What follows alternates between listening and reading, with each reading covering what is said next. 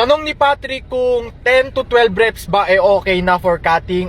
Okay na yan, 10 to 12 reps. Pero kung gusto mong cuts na cuts talaga, syempre medyo dadamihan mo pa, gagawin mo ng 15 to 30. Kung gusto mong cuts na cuts talaga, pero kung gusto mo yung tamang cuts lang, 10 to 12 reps lang, G na yan.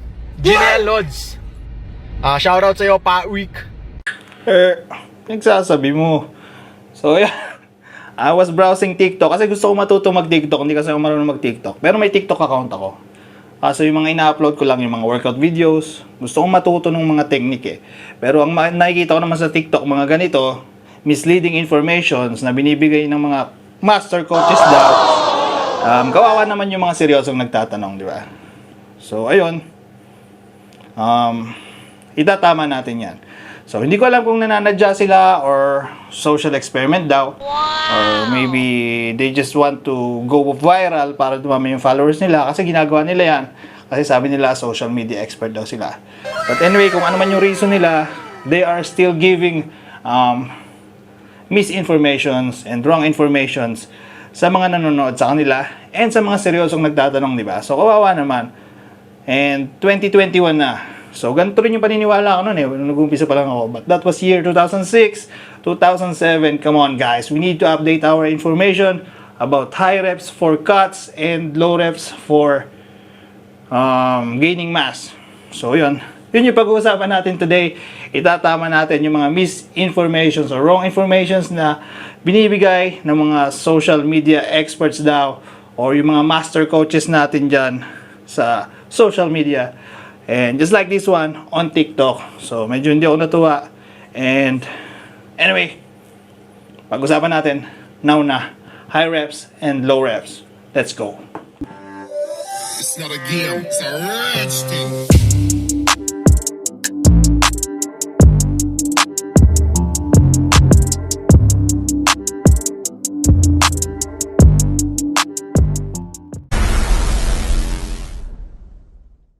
So before we proceed, shout out to Coach Red and family.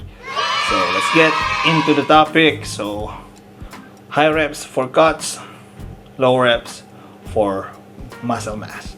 So first of all, when you say ripped or shredded or cuts, you need to consider two factors. So unang-una na dyan is yung muscle mass mo or yung size ng muscle mo. Okay? So for example, nagpunta ka sa gym tapos may nakita kang malaking lalaki. Ang laki, parang bouncer type siya.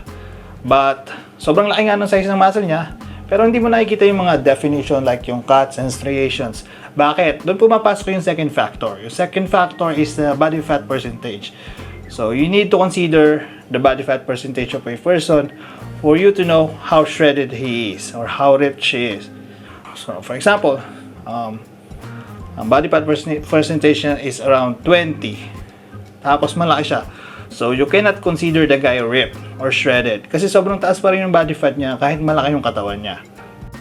So, pag nagbuhat ka ba ng heavy or you increased your muscle mass, hindi ka na ba magmumukhang ripped, you can still look shredded and ripped kahit lumaki pa yung muscle size mo, which is much better. But you have to consider your body fat percentage. You need to watch out your body fat percentage in order for you to look ripped and shredded kahit malaki yung muscle mass mo. Okay?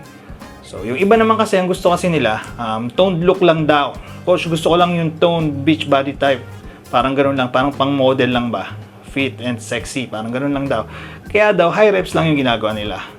High reps kasi, sabi nga nila, para matoned daw yung muscles nila and hindi lumaki ng sobra. Guys, kahit gusto mong lumaki yung muscles mo, hindi ganun kadaling magpalaki ng muscles. Kaya hindi mo pwedeng, gusto ko toned lang eh. Gusto ko medyo maliit lang yung size ng muscle ko, hindi ganun kalaki. Yung sakto lang ba? Parang pang romansa lang. Guys, kahit sabihin mong ganun, hindi mo pwedeng sabihin lang. Kasi yung pagpapalaki ng muscles, hindi ganun kadali. I mean, madaling magpalaki, madaling magpabigat in terms of weight. But in terms of gaining lean muscle mass, like lean, pure high quality muscle mass, hindi yun ganun kadali. Okay? So, kahit pa mag-heavyweights ka, hindi lalaki ng todo yung muscles mo if yung nutrition mo naman and yung rest mo is hindi on point. Okay?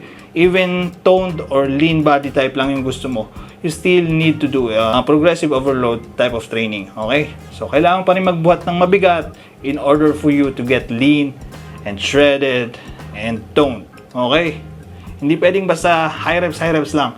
Kasi kapag high reps ka, kagaya nung nasa video, sabi niya, pwede daw 15 to 30 kung gusto mong cuts na cuts. Those type of reps, okay naman yon, but it will be more on muscle endurance. Okay? Hindi siya more on hypertrophy training. Okay? And pwede mo rin gamitin yon, like for example, na progressive overload ka, first set mo, or first 2 exercise mo, compound, heavy, around 8 to 12 reps. And then, you will do a drop set, or AMRAP, or as many reps as possible on your last set, on your drop set. That can work, okay? Pero kung kaya mo namang mag-push ng mas mabigat pa, and you're not pushing more, kasi nga, sabi mo, ayaw mong lumaki, parang yung reason mo is not acceptable for me. So, coach, bakit yung mga magko-compete na bodybuilders or yung mga naka-contest prep like for men's physique, low weights lang yung ginagawa nila tapos super high reps? Kala ko ba hindi lang basta for cutting yung high reps na yan? So, ginagawa nila yon. Bakit? Kasi they are on caloric deficit. So, yun yung susi, or that's the main key to get shredded, to get ripped. You need to go on a caloric deficit. So you need to work on your nutrition, okay? Hindi on your reps. So anyway, good question. Bakit nga sila naka low weights and high reps during contest prep? Lalong-lalo na pag like malapit na yung show nila, like 4 weeks out, 2 weeks out, mas ginagaan pa nila yung buhat nila, sobrang gaan na lang and sobrang dami ng reps. Bakit? Kasi sabi ko nga, they are on caloric deficit. So, mas konti yung energy source nila. And, syempre, mga nanghihina na yan, lalong-lalo na pag malapit yung show. But, if they can push, still, they will push. Okay? So, if they can push heavy, they have strength, they carb up, they will push heavy. If kaya nila, ipupush talaga nila yan. Okay? So, they're not going on, they're not sticking on a light weights just because they want to. They are sticking on light weights because wala na silang enough energy to push. So meron man, hindi ganun kataas yung energy level nila kasi nga they are on a deficit. Okay? So bakit high reps? So ang ginagawa kasi nila dyan, to compensate or to keep the intensity of their workout, tinataasan na lang nila yung repetitions. They're working on tempo and time under tension, supersets, drop sets, in order to keep the intensity of their workout. Kasi nga, hindi na sila makabuhat ng mabibigat na weights. So, instead of adding weights, they're adding intensity by doing other types of training, like high reps, supersets, partial reps, and drop sets. Those kinds of trainings that can incorporate to increase the intensity of their training. Okay? So, kung kaya nilang bumuhat ng mabigat, bubuhat ng mabigat yung mga yan. Okay?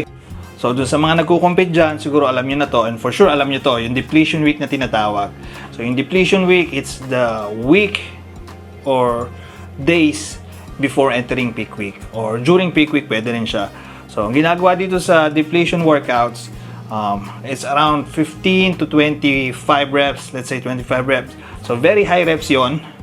Pero yung workout intensity mo, is around 70% lang ng normal intensity na ginagawa mo sa gym to avoid further injuries. So, ang main reason ng doing depletion workouts is to push the glycogen out of your muscles para pag carb up mo, parang sponge siya na mag-absorb ng nutrients. Okay? So, yung main point, but hindi ko to nire-recommend if hindi naman kayo magko-compete. You don't have to go to depletion week or depletion days. And hindi nyo kailangan yon to get shredded. Kasi itong mga to, kung nagko-compete, naka-prep na sila and their diet is on point for 12 to 16 weeks. And then, dun lang sa depletion days, dun lang nila talaga binabagsak yung nutrients nila on depletion week para pag carb up nila and peak week na, mas madali silang mag-adjust and mas maganda yung absorption ng nutrients sa katawan nila and mas insulin sensitive sila. So, yun yung type ng training ginagawa namin. And of course, naka-high reps kami doon and low weights. So, yung mga ganong condition, pwede yun. Pero as a regular gym goer, doing high reps will not get you shredded. Still, nutrition is the key. Caloric deficit. So, caloric deficit, sa mga hindi nakakaalam, I already made a video about it. Caloric deficit, simple definition is you need to burn more calories than your intake. Okay? So, for caloric deficit, it's either you increase your workload or bawasan mo ng konti yung kinakain mo. Okay? So, discuss na rin natin yung low reps naman. So, low reps for mass daw. Kung gusto mong mag-bulking, kailangan low reps ka lang. Tapos, sobrang heavy ng buhat mo. So, ang masasabi ko dyan, yes, especially if you are training for strength. Okay? So, if you're training for strength, like for example, powerlifting, of course, so sa sobrang bigat ng binubuhat mo, low reps lang dyan. And yung target mo lang dyan, main goal mo is more on PRs or personal records, like deadlift, on bench press, and overhead press. So, ano pa ba? So, yun. And squats. So, low reps siya, around like 1 to 5 reps. But yung weights niyan, sobrang bigat. So, it's for powerlifters. Okay? And then, yung iba naman, for bulking, of course, they are pushing heavier weights for around, let's say, 5 to 10 reps. Okay? Because they are on caloric surplus. Mas marami kang energy source. And pag mas marami kang energy source, of course, mas malakas ka and you have more energy inside the weight room. So, mas malakas yung buhat mo, mas mabigat yung mapupush pong weights. And, of course, yung number ng repetitions, depende na rin yan kung gaano kabigat yung binubuhat mo. Okay? So, that's the point. Kasi, mas marami kang energy, so mas malakas ka, mas marami kang mapupush na weights. Okay? And then, if you are on caloric deficit, syempre, mas konti yung energy source mo, hindi ka makakabuhat ng ganun kabigat. So, your other choice to increase the intensity of your workout is to increase the repetitions. Okay? But there are so many ways to increase the intensity of your workout rather than just working on high repetitions up to 30 reps.